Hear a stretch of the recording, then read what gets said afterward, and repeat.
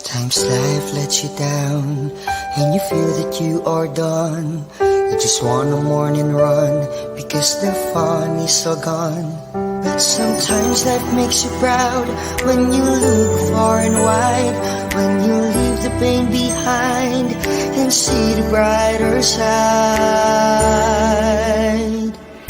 TNC gives you inspiration.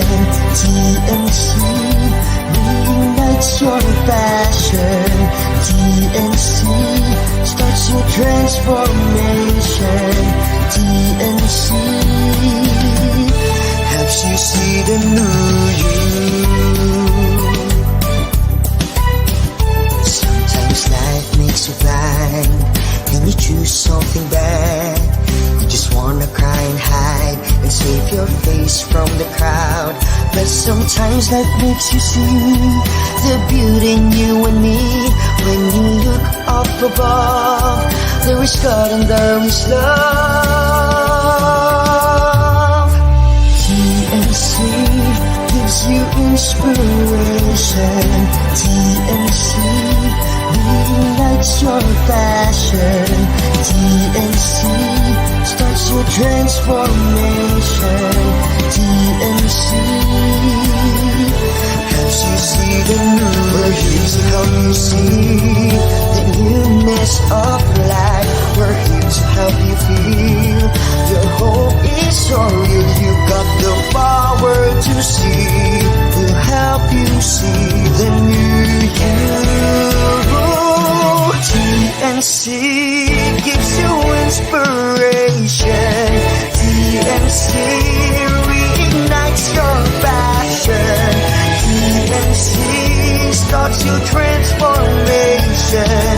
TNC helps you see the new you.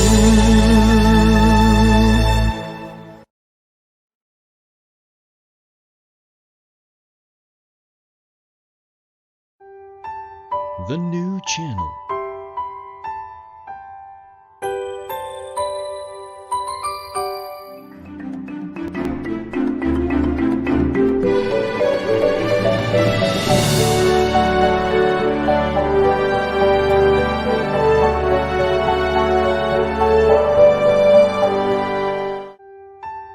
The new channel.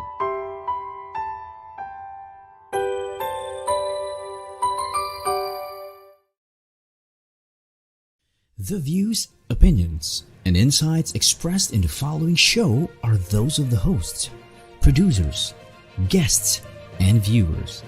They do not necessarily reflect the position of the channel. Viewer discretion is advised. Good afternoon. Welcome to the new channel. Here to help you see the new you.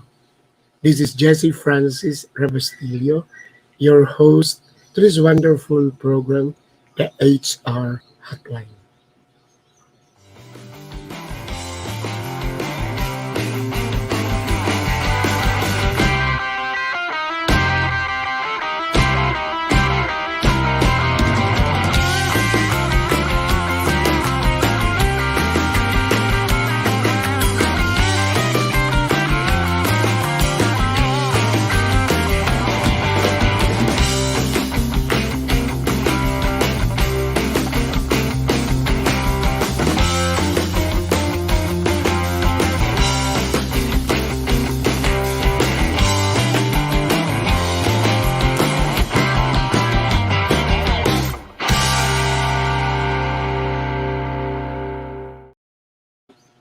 It's a wonderful day.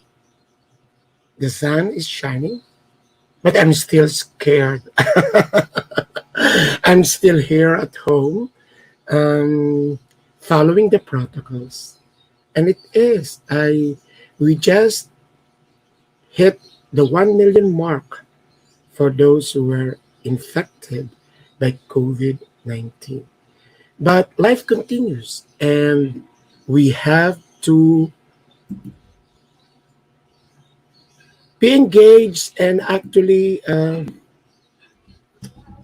seize the moment the positivity of the,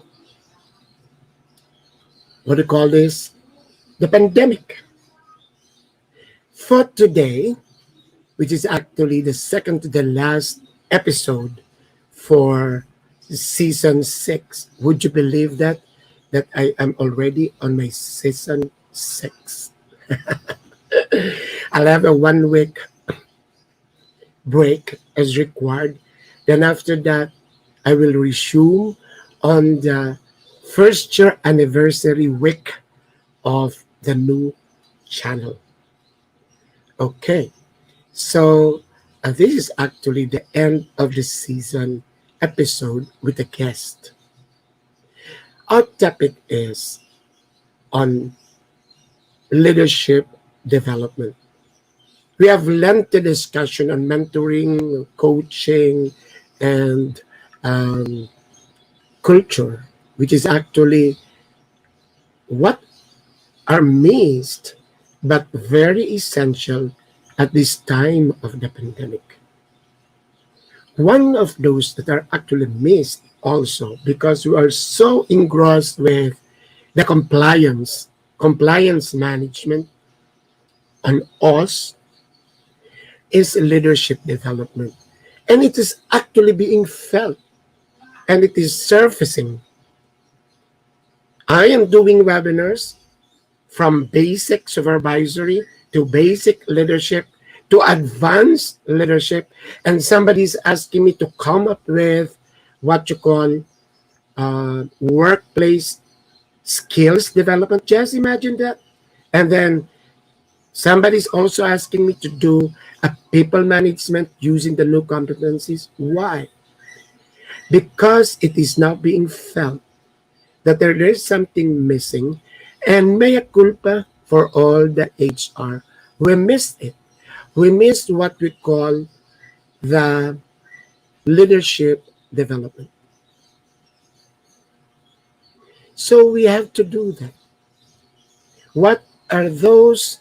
How do we come up with a leadership program? What is an effective leadership development program? First, you have to know what are the components. What are the components of a leadership program? I know big companies, they have that. They have that luxury of having people who are really expert on that field, and they get consultants just like me. But usually for what do you call this, organizations which are so engrossed with, say, HR business partnering, with the transactions, they actually miss it. And besides, another problem, it's so difficult to actually train or influence, especially if it is on the higher level. What I mean are the executives. So that is actually the problem. And it is felt that we are on a distant mode. Just like what I've been telling everybody. You are complaining that there is no engagement at all. I should have done this. I was asking Ophel to be a guest with somebody.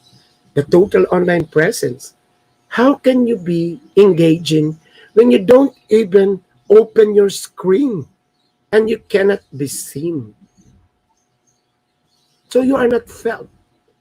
The pandemic is teaching us that despite the use of all our gadgets from TikTok to Mobile Legends, but when we do video chats, we don't want to show our face. How can we be engaging?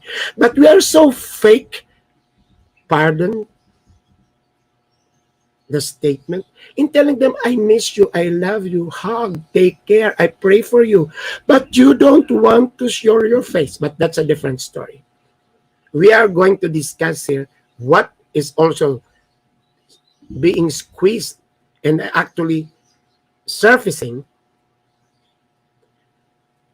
are what we are missing with our leaders, from the frontliners, the supervisors, down to the executives. Now, when we had the Talent Development Summit that was actually organized during the time of Femari Cabantaco when she was president of the Philippine Society for Talent Development, we had a talent development summit to come up with the framework. And we were trying to scan the industries. Who among the industries have actually a successful leadership development program? Would you believe it's in the government? So we invited the then director of CESB, that's the Career Executive Service Board, and Attorney Antoinette Velasco Aliones. But she's now with the Philippine Tourism Board.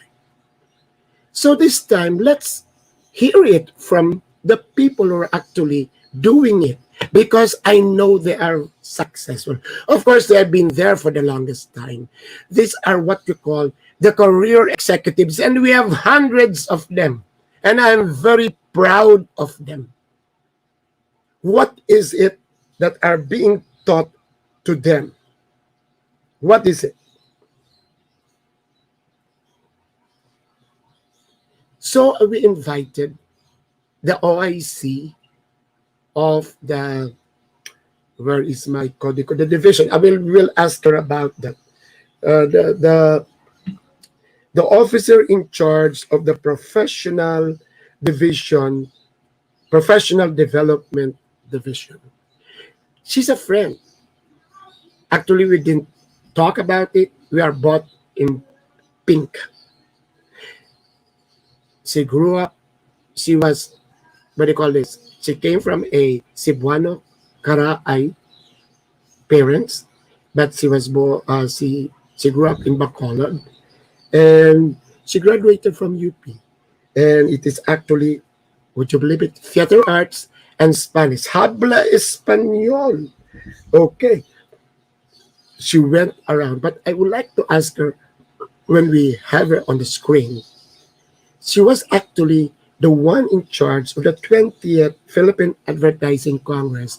And I attended that, and it was very successful. She's actually, she have done a lot of things, but what I love in her, she's a lifelong learner, and she is a dreamer. She's a friend. She's a woman of substance, so young, but actually already an achiever. Ladies and gentlemen, let us welcome Lucre Mae Villaluna. Hi, Sir Jesse. Good Yes, noon po.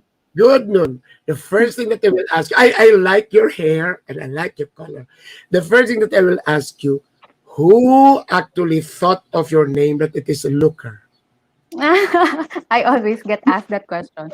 Sir Jesse, but before I answer your question, I first would like to congratulate you on 6 seasons. Congratulations po. Yes.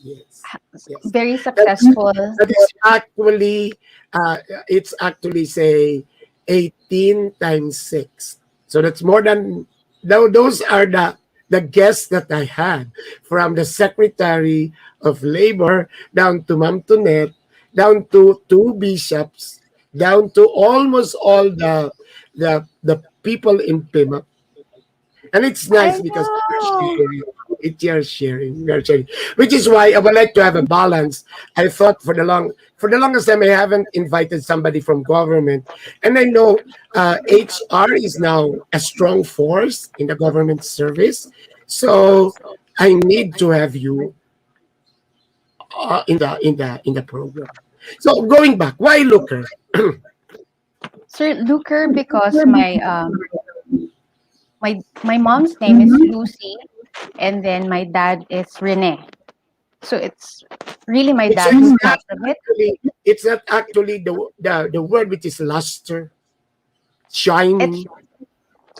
that's also a nice definition. But lucre to him, to my dad, it really meant um, profit or gain, not monetary profit, but really a gain or a blessing in a way because And you are a I'm their only blessing. child. You're the only child. So you're the real blessing to CSB because we have been together for how many engagement, and it is a pleasant experience whenever you are around.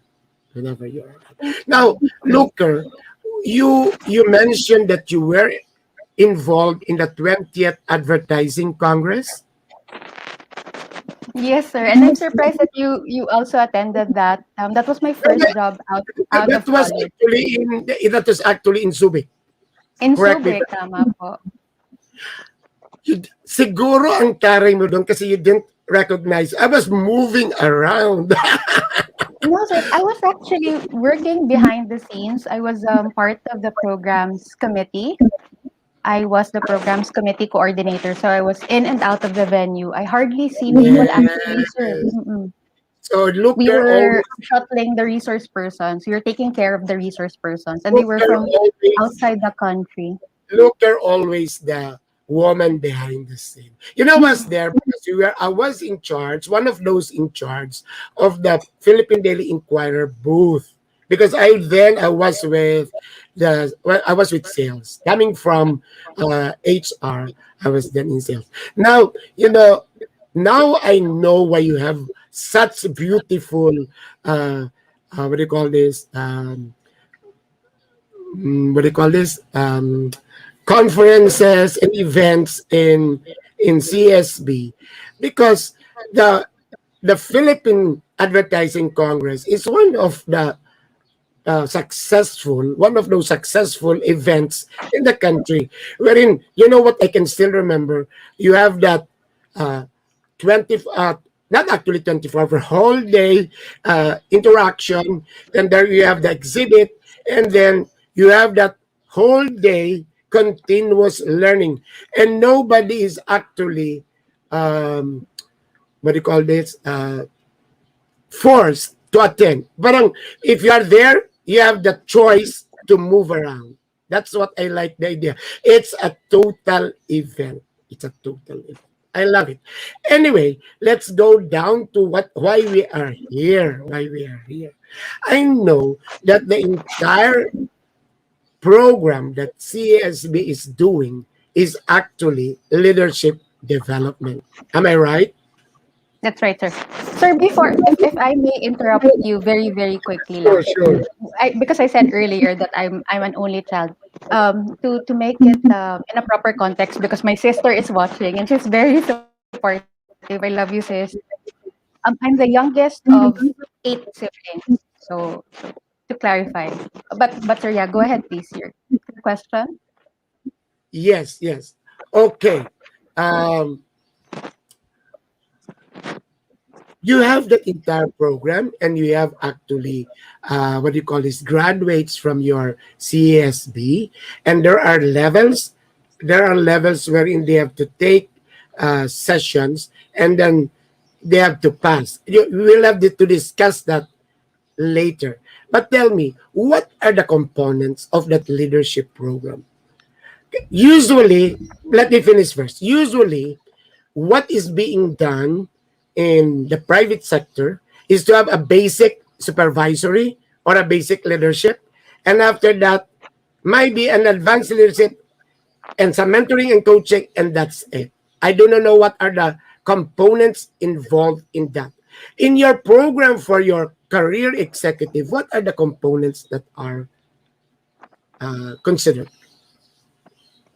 So first off, sir, that would mean that the career executive service candidate is already an eligible. So that means that that person, that individual, has already passed the 4 stages of eligibility. So that means written exam, the assessment center, the validation, the panel interview. So those are the 4 stages.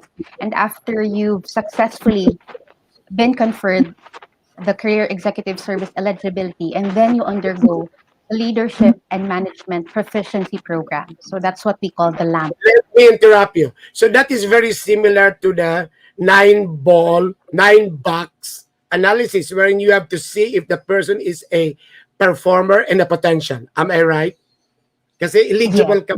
Yes, yes. Okay. Then afterwards, if you are bestowed being eligible, what comes next?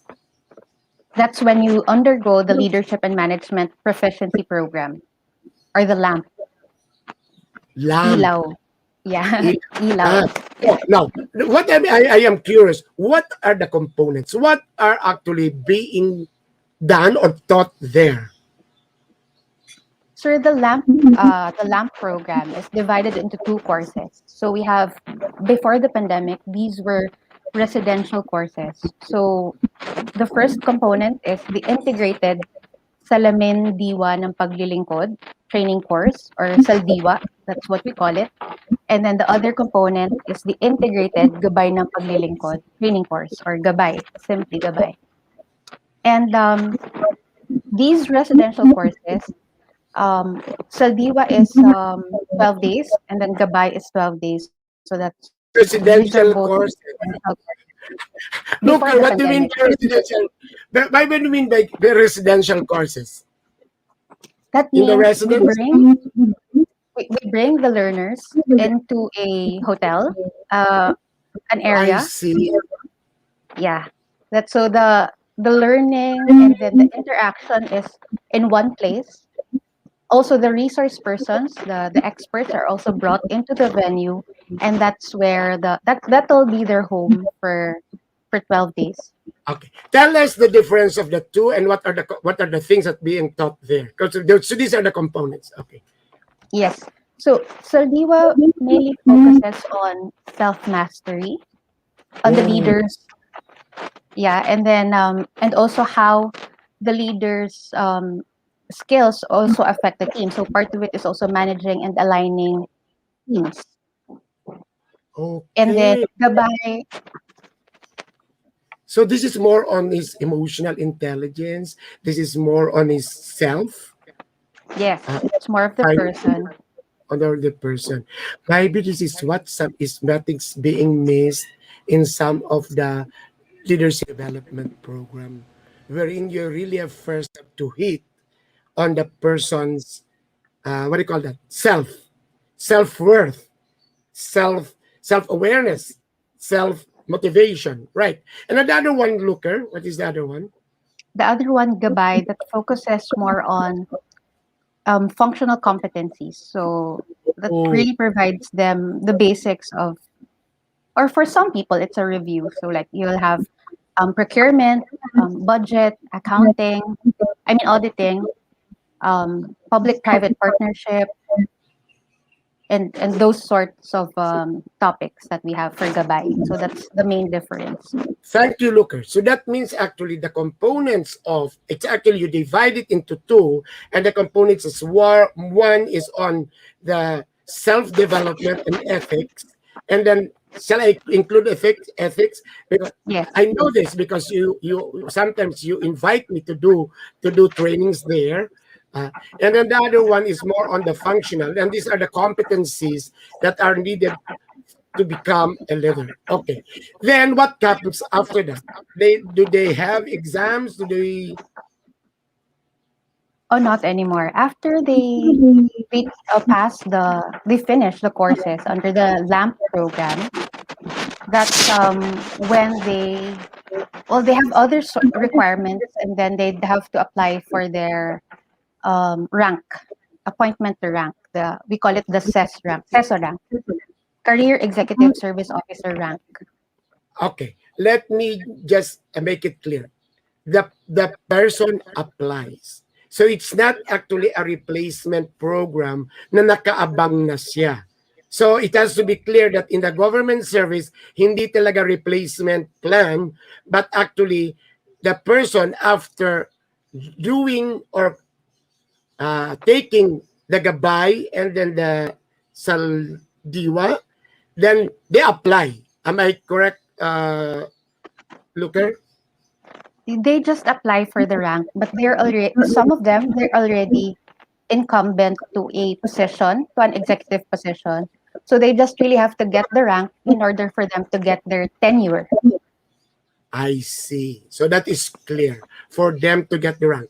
Now, can we consider that as the leadership pipeline wherein they follow levels? Say the ranking. I think so. Yes, Yes, yes, in a way, sir, yes. yes, yes. How many ranks are you supposed to have? Is it forever hanggang 20? The How many highest, ranks? sir, the highest is CESO 1. So like attorney Tanet Velasco Aliones. So she's a CESO 1. So yun na po yung pinakamataas. We start with CESO 6.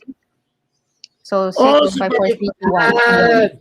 so the number one is actually you are in the Senate. You're actually on the top of the rank. Yes. Okay, and then after you take the lamp, you become a CESO 6. Okay, for all It depends, HR, sir. it It depends depends, on your position, on your current position, and and then that's you've already passed your eligibility, and then you've trained, and and then you get the other requirements, and then you get your rank, corresponding rank to your so current it doesn't position. mean that if you take after, you know what, I'm interested on the development. So after taking the uh two trainings, I call it training, you can be assessed and be given a rank even higher than 6. Am I right? Yes, yes. Okay. So again, for all those HR, let us try to mangopya, di ba? You just try to benchmark, not actually cut and paste, but actually, Looker, a lot of HR, private or you are there already, and much already in the private sector, they would like to do this, but the framework or the directions, we need to really why reinvent the wheel if there is one that is already successful. It's successful. So after that, they are given the rank. Now, after giving the rank, what comes next? For some, like for CESO 6, sir, if they go higher, if they are promoted to a higher position in government, so that means they will have to have additional trainings as well for them to be able to take the next higher rank. So what are these trainings? Ang kulit-kulit ko talaga. It Articulate the depends. mouth. So it will depend. It will really depend on the leader. Um, because we just tell you, okay, you will need for example 48 hours to get to the next rank. So that will depend on you also, because you will also have to have your own assessment as a leader, because di ba po, you're being taught about self mastery as a leader. So that's also one lens that you also have to have, is that you're also self-aware of the gaps perhaps in your leadership. And so at dame, there are a lot of options that are being given by the CES board, but at the same time we also accredit training programs that they can also select from those. So you have a menu. You have a menu. So there is what you call a cafeteria style of. So it's the person who's trying to come up with their own career development and then career pathing. Is there Yeah. somebody actually facilitating, telling that person that for your competencies you need to take this? Is there somebody? Is there somebody advising or mentoring?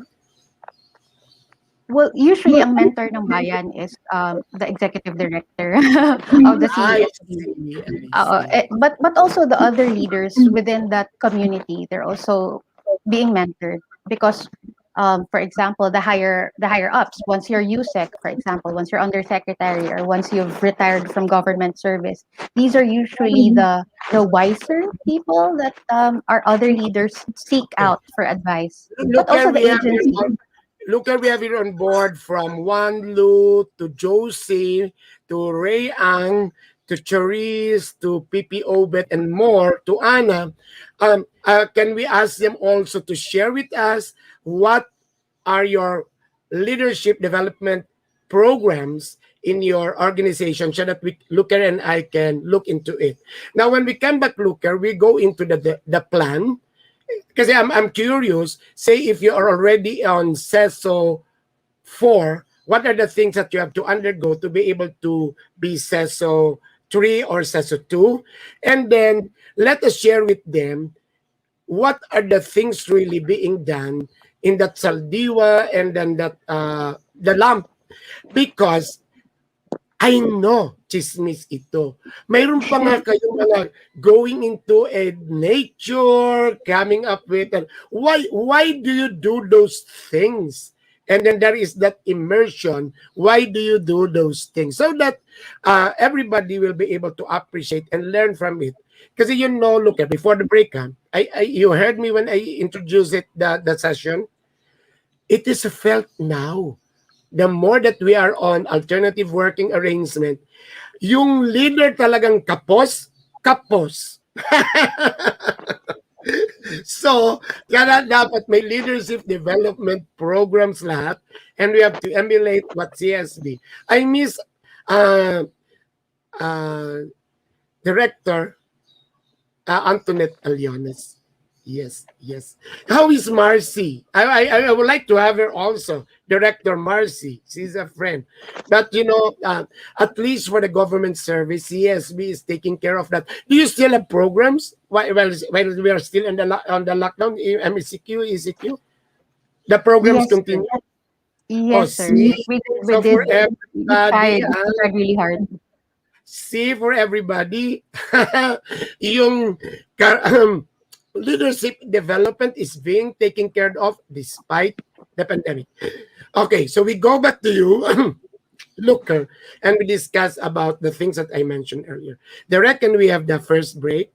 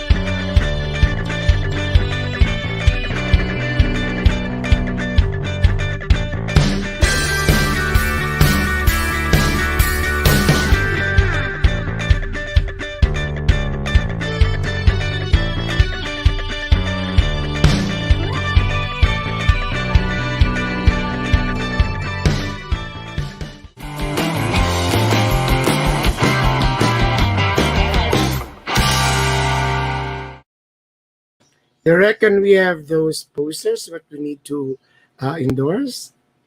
Can we have the first one?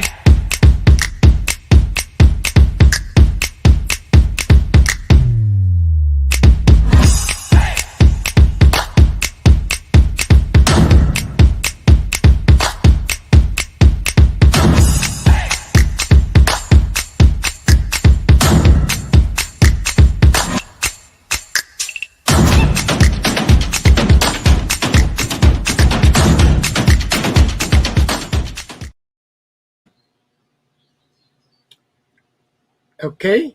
Yes, this is actually for PANA, for the Philippine Association of Advertisers of FANA, the first ever and biggest online summit. TNC supports the upcoming Youth Creativity Festival 2021 happening virtually on April 29 to 30. Future-proof your career in creativity with state talks made for the youth by more than 20 industry movers and shakers. The borders are open, and for your destination is up to you. Stream for free as PANA FYCF's office Facebook page. Okay? Check on the link in our stream below so that you will know about this game changing event. I would also like to inform everybody. Direct, can we have the poster, please? As I mentioned earlier, we are going to have a 7-day live streaming of shows and more on 9 to 15, from 9 to 15 of May 2021. And there will be a 24-hour non-stop live stream on May 15. So I'm telling you this so that you can calendar it already. And HR Hotline is one of those that will really be featured in that 24-hour non-stop live stream. We are so proud. I am so proud that the TNC, the new channel, is already 1 year old. Thank you very much. So let's go back to our guest, Lucre. Hello. Hello. Lucre, as I was asking you, before you answer me, what are the things that are being done in those lump ilaw? Twice I will ask you. Can you tell us, can you mention names of government directors whom you think were successful? Yung gusto ko malaman yung they came from, say, a lower rank and they are now on a higher rank because of what you did. Can you just mention around 5? From a paritol. Sige. Well, since it's really part of their career development, sir, so I'd say most of those who, for example, have started from a certain position and are currently being promoted, that's really has been a part of their journey. So ang dami po nila. So baka may ma-single out ako tapos. Hindi, gusto ko nga mag-single out ka para na-recognize. Can you just give me, say somebody from, somebody from DNR or somebody from education? For DNR, Sir Hero Masuda, for example. Si Hero. Just, Di ba chismis tayo si Hero? Si Hero, galing, anong rank siya galing? Wala si Lucre Mae. Tingnan mo, basta talang chismis, nawawala. Lucre, wag kang mawala. Kasi parang makita nila. I'm just curious na people are really developing. Yun ang maganda. Di ba kasi, di ba, leadership development program, talaga bang may nangyari? Di ba? Yun ang gusto kong the point of this episode, that real, totoo. Okay, ako na lang muna. Totoo. Ako po, Diyos ko, galing baga akong probinsya although I took my MBA in Ateneo and I graduated, magna cum laude.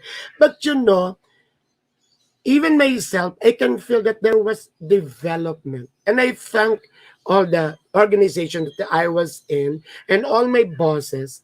And of course, self-led. Mine is self-led kasi I took MBA and then I took the certification in PIMAP to really hone my skills. And then, ang maganda kasi sa development program, it is not the one that is granting it. Sana si Lucre makabalik ka. It's actually the one, ikaw, you can feel it, that you are actually, parang, my competencies are now, what do you call this? Improve. Diba? Yan ang development program. Kasi we're going into the next one. If you have a development program, dapat meron kang development plan. Oh, this is for everybody, from Josie to even to IPP Obet. You must have a development plan. We have your Jerry Plana. Jerry, I would like to hear from you while we are waiting for Lucre to be back. Di ba ang leadership program, PP Jerry, dapat ang mas maganda doon, yung the person being developed really felt it or feels it na nag-improve yung kanyang competency. Yes. I had good memories of being part of CESB board for several years under the chairperson of Karina David. Yes. Pag dismissal natin si Jairo. Magaling yun si Jairo. He was top of the graduate where I finished the graduate diploma in Ateneo Cord. Yes, Jennifer. Inawawala si Lucre. Lucre, balik ka. So, yun yung punto ko eh.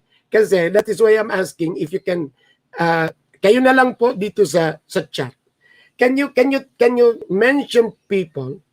Of course, sabi ko ako na yun yung talagang you felt that there was development, leadership development. Kasi I'm looking into yung leadership development plan.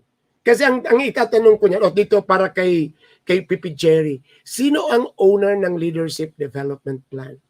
Is it CSB or the person? O gaya ba sa private?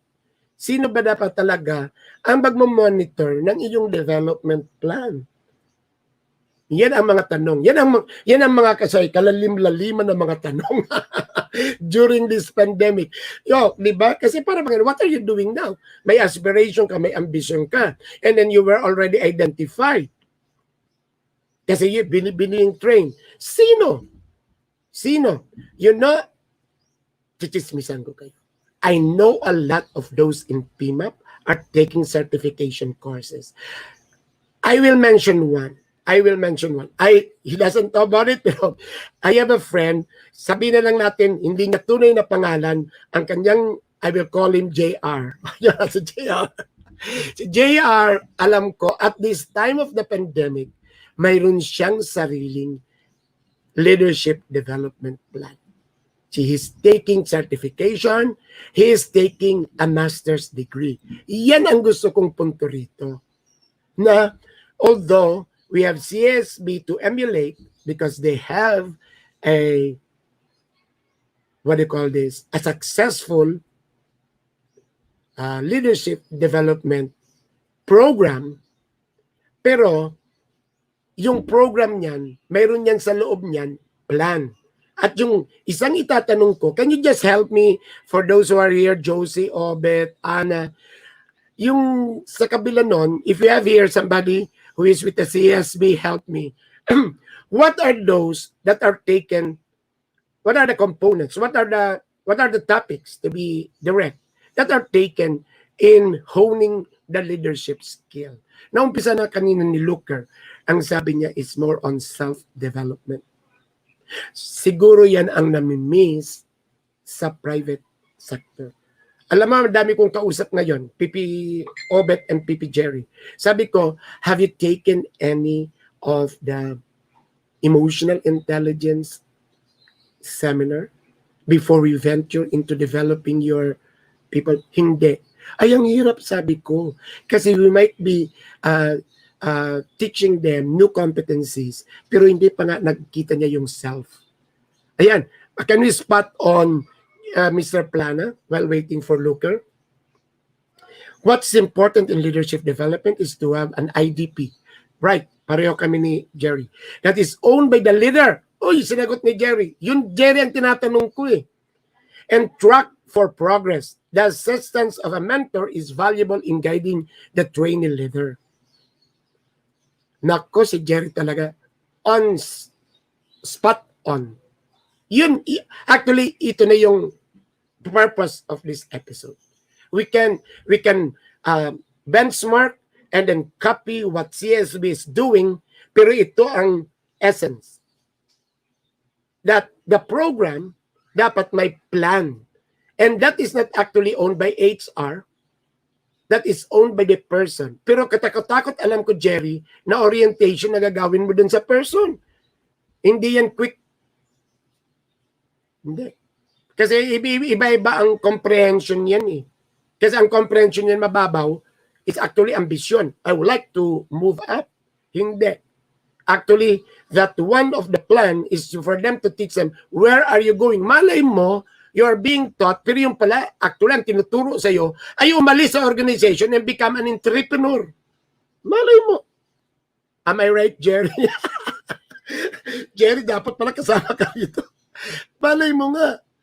Kasi you're developing a person. Yung lahat na nagde-development plan dyan, what for? Kaya sabi ko nga kanina, it's not a joke. Mayroon ba yung hangganan na dapat hanggang sa kailanman? Buti with CSB baliktad. Number 1 is the highest, number 6 is the lowest. Then you take all of this and then they assess where what is your rank, and then after that you take more and then you go up. Can we go back? Lucre, please come back. Can we spot on again, Jerry? Jerry, for continuing leadership development, continuing feedback should be given on how well the leader is doing. O ito na yung role, Jerry, siguro ng HR. Ito na yung role ng HR.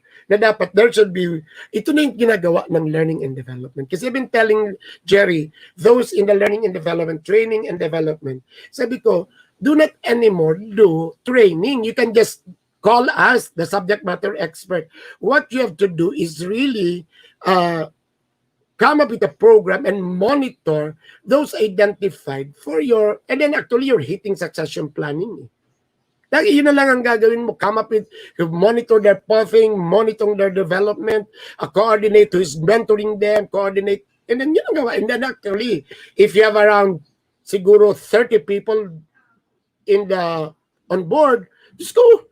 Wala kang gagawin, yan lang, the whole year round. The whole year round.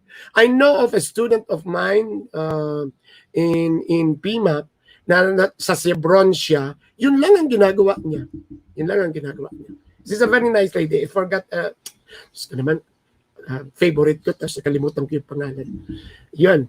I look at your back. Anyway. I'm so sorry. I don't know what happened. You know, that is part of VUCA. Uncertain, it is complex. Okay. Kasi tinatanong kita kay Jairo. So si Jairo, from what to what? Saan siya nag-umpisa? Just an example. If I remember, sir, I think when he started the journey, he was a chief, a division chief. Ano yung rank niya? I hope. Wala pa, sir, that time. Tapos, he took the eligibility. He took the eligibility. He took the training programs. And then when he got into CESB, he transferred to CESB. He was Director 3. What was and the that rank? was CESO 4. Okay. Is there a possibility that Jairo will get a higher rank? Say 2 or 1. Anong gagawin niya? Definitely, sir. Well, first, sir, kailangan ma-appoint muna siya to that position. For example, so if it's currently...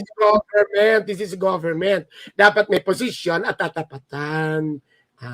Kasi what I'm leading, Lucre, is that yung sino ang umahawak, sino ang owner ng plan, yung development plan. Is it CESB or is it the agency or is it the person? Sino ang owner nun? Mix, sir. But it's really also mixed talaga, sir. I think that's the uniqueness of it because ikaw mismo as a leader, you would really have to also yan ang want sabi to ni apply. Jerry Plana, you know Jerry Plana.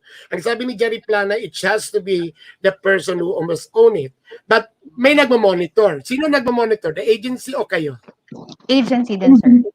So the agency, and we also partner with the agency. Okay. So you know what I'm leading to? It's an integrated and a total program that really involves the subject person, then the agency, and then the CESB. Ganun ba ang structure? Yes, sir. O yun. Ganun yung relationship. It's more dynamic, but that's basically the relationship. Okay. O yun, ladies and gentlemen, gayahin na lang natin, tawagan natin si Lucre, magpaturo tayo. What is that relationship?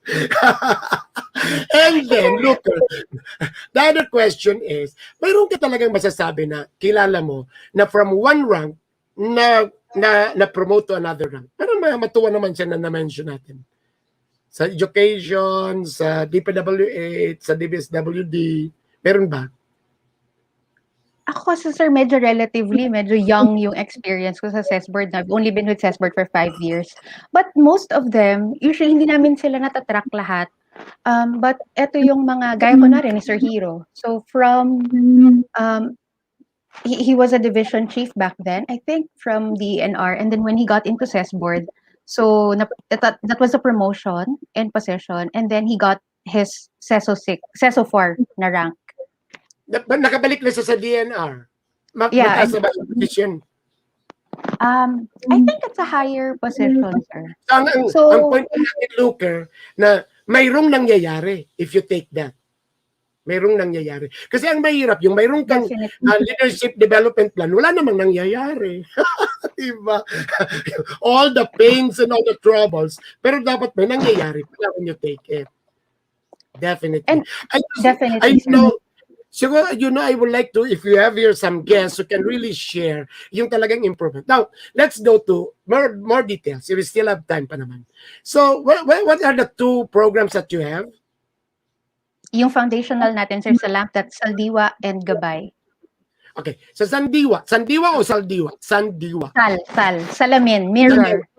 Oh, Salamin. So, bakit Salamin muna? Tanungin kita, bakit Salamin? It's mirroring yourself. Uy, ang lalim, ha? Oo, lalim po talaga ng... yun dapat yung sila Montanet, yung mga hugot yun. Ang ginagamit ko talaga yung galing niyang kay Pipi Jerry. So, anong components nung salamin, diwa?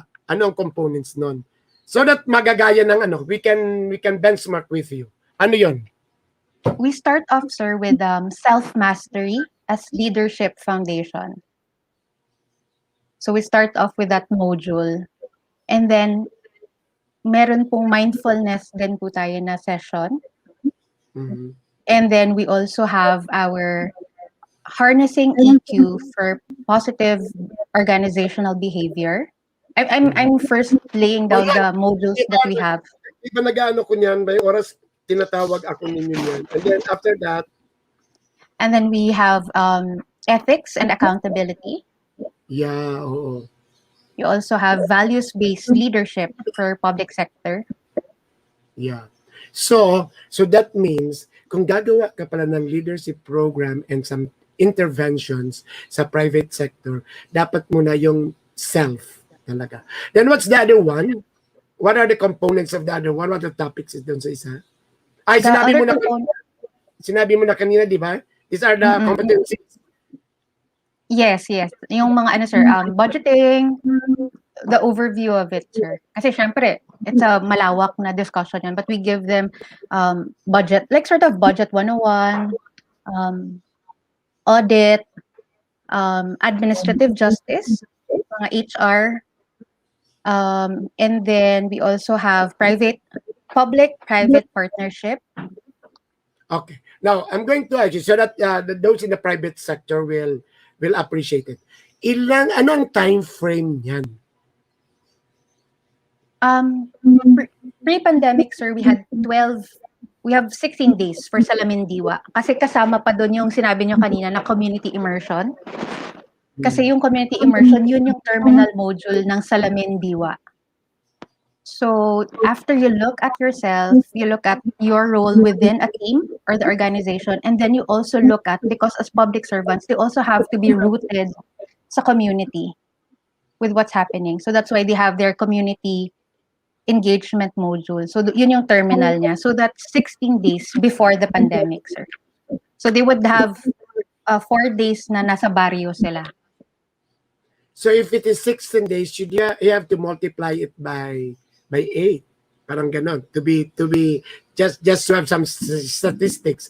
Pero basta ang lumalabas, parang it is actually a half-month intensive training.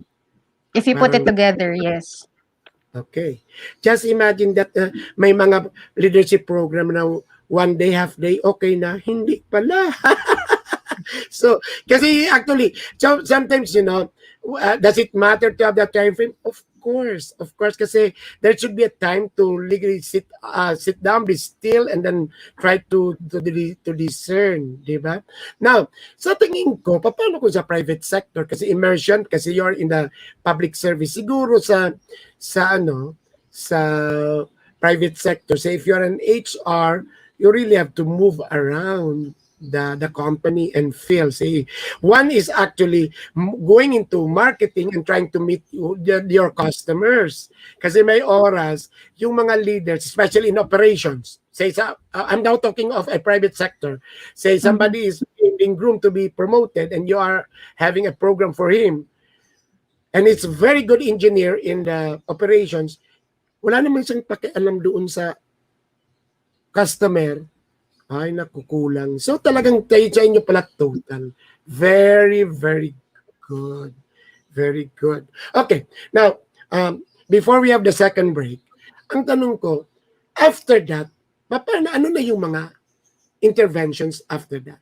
Say, nakakuha ka na ng rank at gusto ka na ma-promote ulit. Ano ang babalik? Anong na-offer ng CESB? So, sir, meron tayong other sa menu. Taking from you kanina sa cafeteria. So, CESB also offers the, we call it the CES Executive Wellness Work-Life Balance Camp. So, we have that. And then we also have our mid-year, tsaka meron din tayong by end of the year na national congress. And then we also have our psychosocial first aid training, which we call the Project Paglaom. Okay. And these are monitored, and this can be part of those documented that nadadagdag sa iyong what do you call this? Requirements. Yes. Diba? Yes. Requirements. That can form part of your requirements when you want to take the next rank. I see. Kasi ang nakikita ko, dapat meron kayong parang advance after the Saldiwa, and then after the, what's the other one? Is there an advanced training? Goodbye. Are there advanced trainings on that? Wala na, sir. Pero since they also have that network, because they're within that network, di ba, sir, of government executives, they do reach out to, for example, if it's procurement, if they want to take higher advanced courses on that, they can go directly to the procurement agency. Because sometimes you invite me to do what do you call this, a snack size training for the HR group. Yan ba yun? That's also another one, sir. Yung HR din natin yan na program. That's one way that we strengthen our relationship with the agency HR representatives naman. I see. So you have these programs coming from CESB wherein actually you focus on some functions, and then they come up with your development program. Now, ito ang parating pinapag-usapan. Is there a mentoring or a coaching program embedded in CESB? Meron ba? That's in the pipeline, sir. That's in the pipeline. Yung talagang, kasi ang nakikita natin na para bang those that are, say, balik tayo kay Hero, para bang somebody should be actually mentoring Hero so that facilitative yung kanyang growth. Diba? Diba ang ganon? Diba ganon? So, you're actually going into that. But I know that your program is already successful kasi maraming how many graduates do you have now ngayon, Lucre? Sa LAMP, sir, nako, hindi ko nabaon yan. Pero marami, sir, because every year we would conduct 3 in a year. Before the pandemic, we'd have 3, and then normally the class would range from 30 to sometimes 40 plus. I see. And then it's been going on for several years. Right now, we're at session 43 for Saldiwa. So, ang medyo madami po siya. Oo. So, if I'm going to do a quick math, parang session 43 times, say, for example, 30, mga over 1,000 na din yung graduates ng Saldiwa. And that these So, are all doing a over quick the math. agencies. These are all over the agencies of the government. All over the agencies of government and all over the country, because we also have regional directors who are part of it. We have our members from DepEd who are assigned in different divisions all over the country. So our executives are all over the country And also. we have to make it clear. All over the country. We have to make it clear, Luca, that these are for the career executive, yung naka-career. Kasi baka magtanong na, bakit, chismis ito. Bakit naman mayroong mga executive dyan na para talagang walang kaalam-alam? These are siguro political appointees, di ba? And this is not part of the career executive. But should they want to, sir, that's also an opportunity that's open to them. If for example they're appointed to an executive position and they see themselves wanting to contribute to government, then that's an option that they can take. Kasi nandiyan na sila sa posisyon. So they can just enroll in the CESB program and then mabibigyan sila ng rank. Diba? That's a possibility for them, sir. Take the eligibility and then go through the process, the requirements to secure your eligibility first, and then that's when you get your rank and your tenure. Okay. So now, can you tell us, because we still have around 5 minutes to go before you do your parting message. Diba, what are the things that you do doon sa nag-aano kayo, yung may nagte-trek kayo sa nature? Why is it needed? We call that, sir, anong tawag mo doon? we call that the wellness camp. Yun yung short name niya. The Career Executive Service Wellness Camp.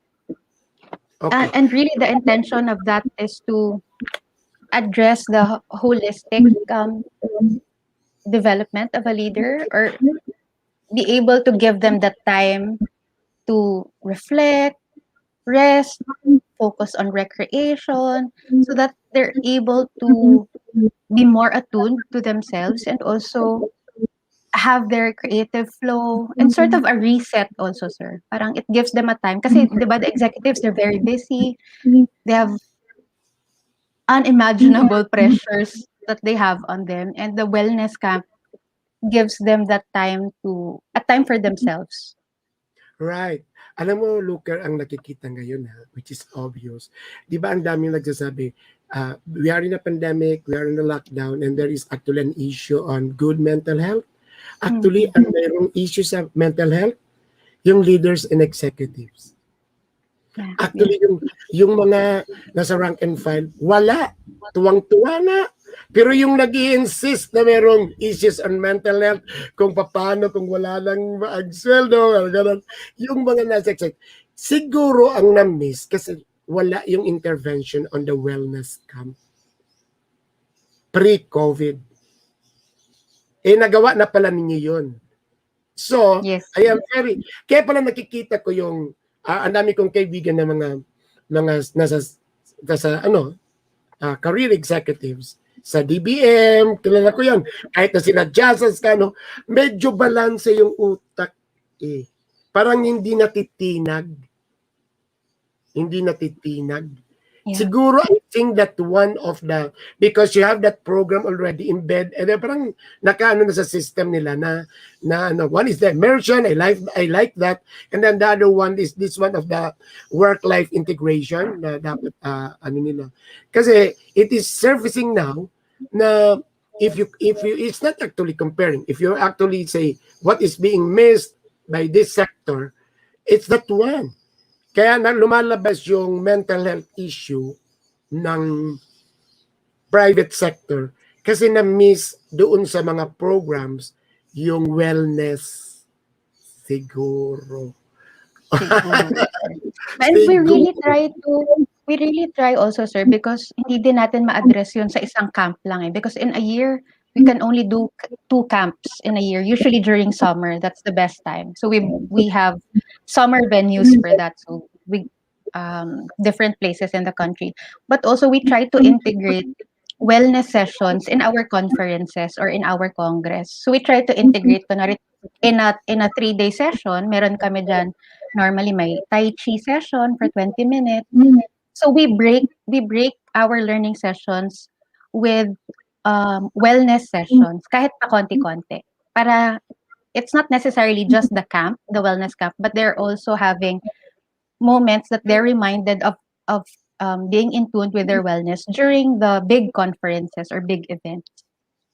So what you're telling us, it's actually holistic, We try. integrated. We try. It's actually holistic.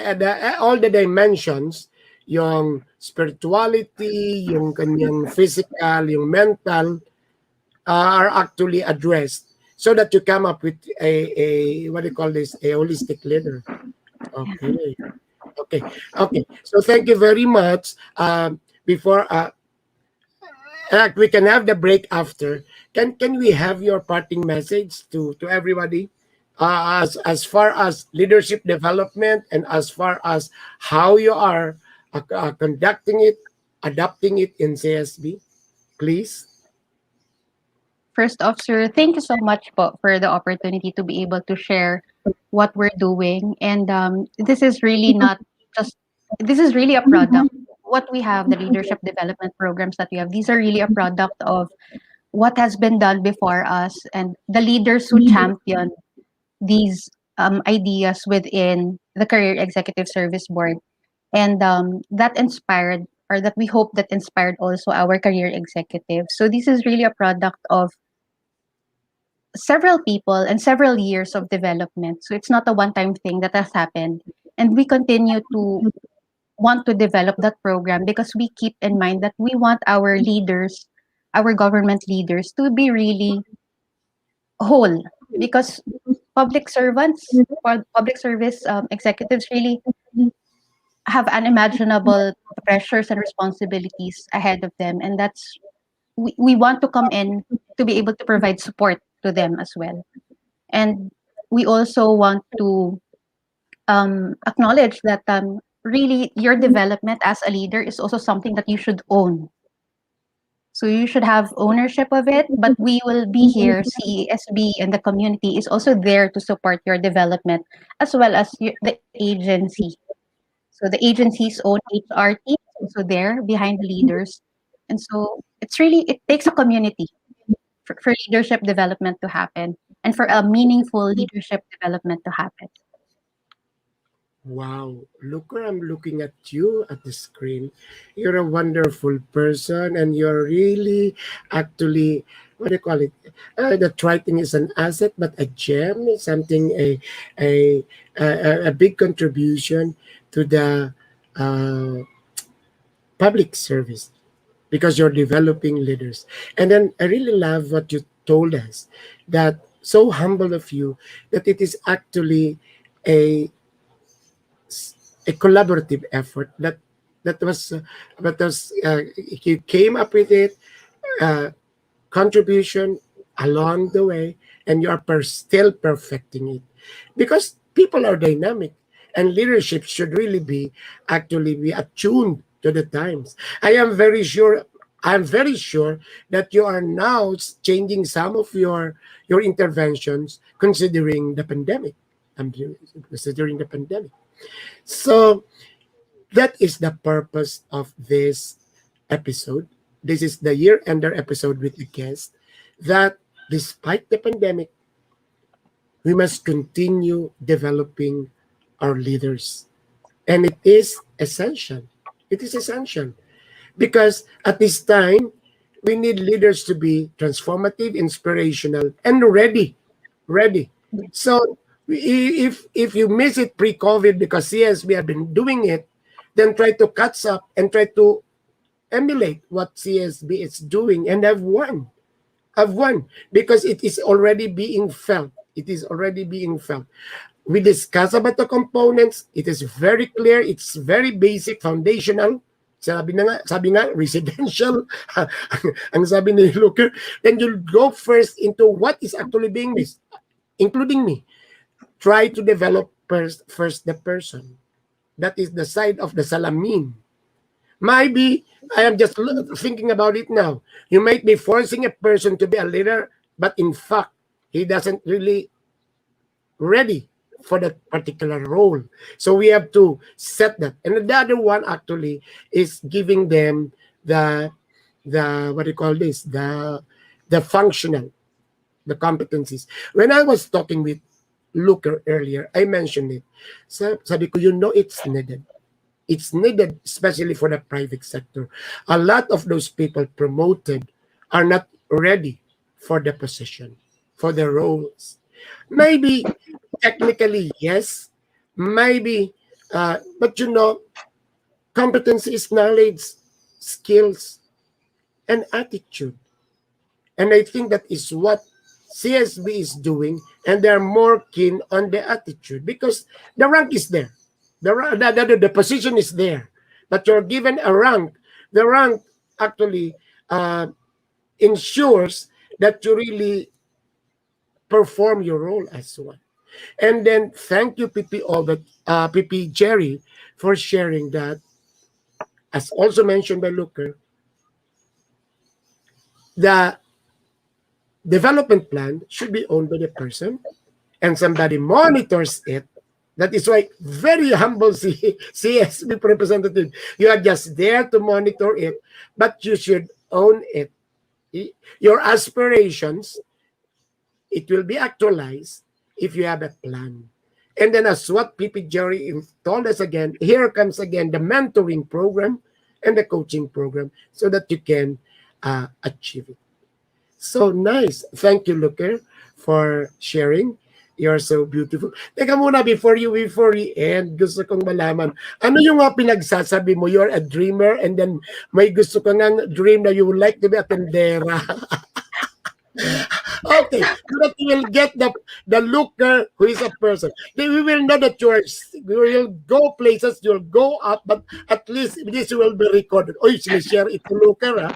I have around 400 sa community ko, ha? Na HR ka. Tell me, bakit nasabi mo that you're a dreamer, then you are a life learner, pero may nasabi ko na gusto mo maging tendera. Bakit? Tell us.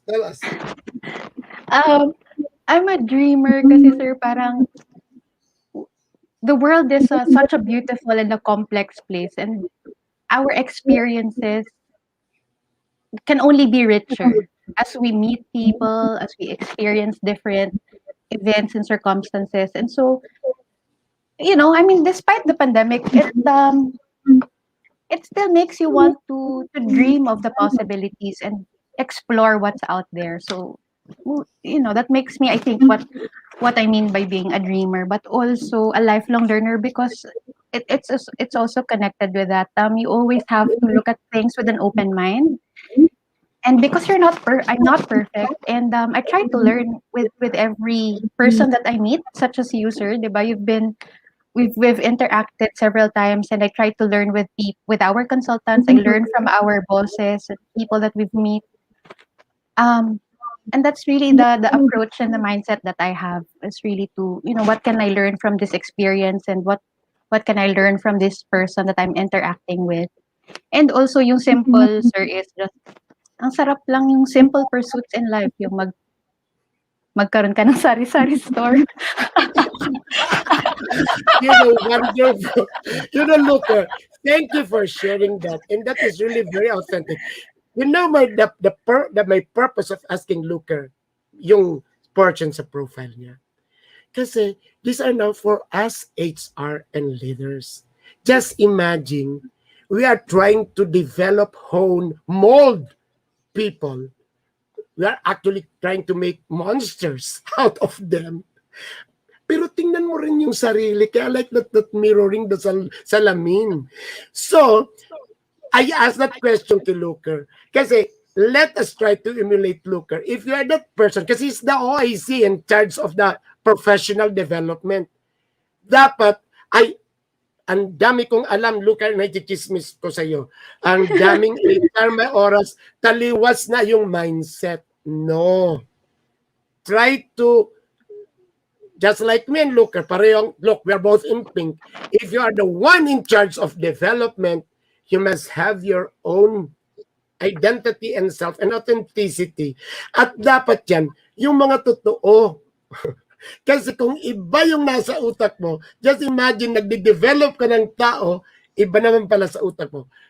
Lucre, ako na mismo magsasabi, you're perfect for your role. Thank you very much. Okay. Alam mo, dapat yun po. Yeah, that is the purpose of yung tinanong ko yun. Yung nagmo-mold tayo,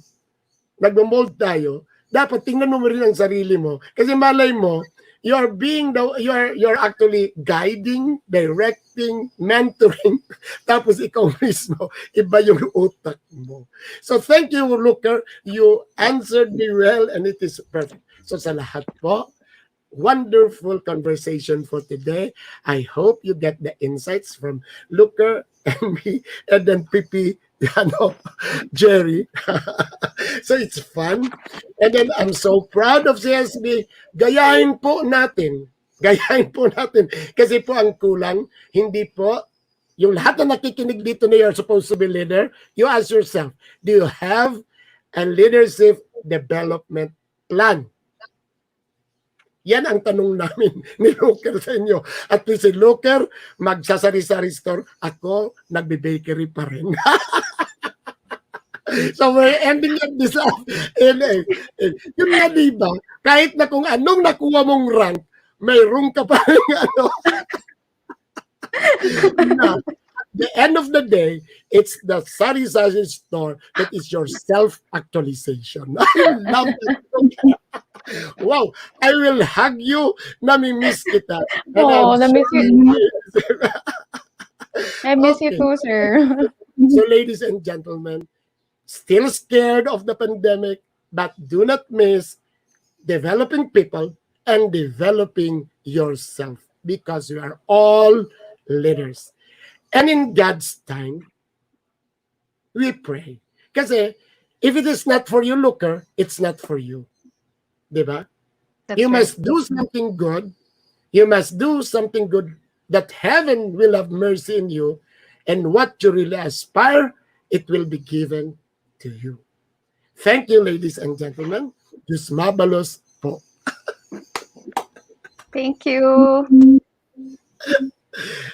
Direct, tapos na po kami.